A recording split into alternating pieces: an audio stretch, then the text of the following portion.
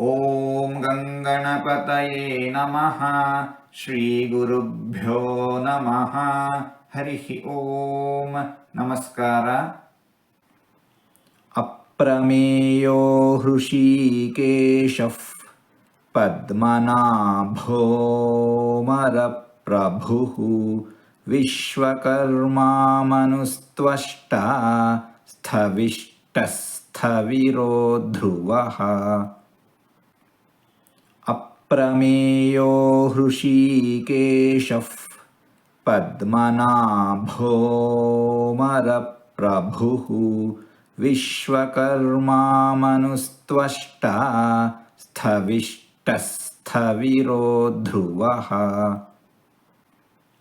ಅಪ್ರಮೇಯೋ ಹೃಷೀಕೇಶಃ ಪದ್ಮನಾಭೋ ಮರಪ್ರಭುಃ ವಿಶ್ವಕರ್ಮಾ ಮನುಸ್ತ್ವಷ್ಟಾ ಸ್ಥವಿಷ್ಟಸ್ಥವಿರೋ ಧ್ರುವಃ. ಅಪ್ರಮೇಯೋ ಹೃಷೀಕೇಶಃ ಪದ್ಮನಾಭೋ ಮರಪ್ರಭುಃ ವಿಶ್ವಕರ್ಮಾ ಮನುಸ್ತ್ವಷ್ಟಾ ಸ್ಥವಿಷ್ಟಸ್ಥವಿರೋ ಧ್ರುವಃ. ಅಪ್ರಮೇಯೋ ಹೃಷೀಕೇಶಃ ಪದ್ಮನಾಭೋ ಮರಪ್ರಭುಃ ವಿಶ್ವಕರ್ಮಾ ಮನುಸ್ತ್ವಷ್ಟಾ ಸ್ಥವಿಷ್ಟಸ್ಥವಿರೋ ಧ್ರುವಃ.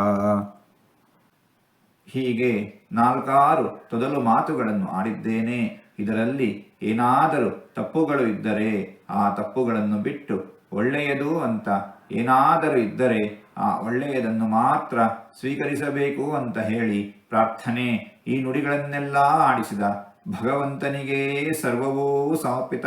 ಸರ್ವಂ ಶ್ರೀಕೃಷ್ಣಾರ್ಪಣಮಸ್ತು.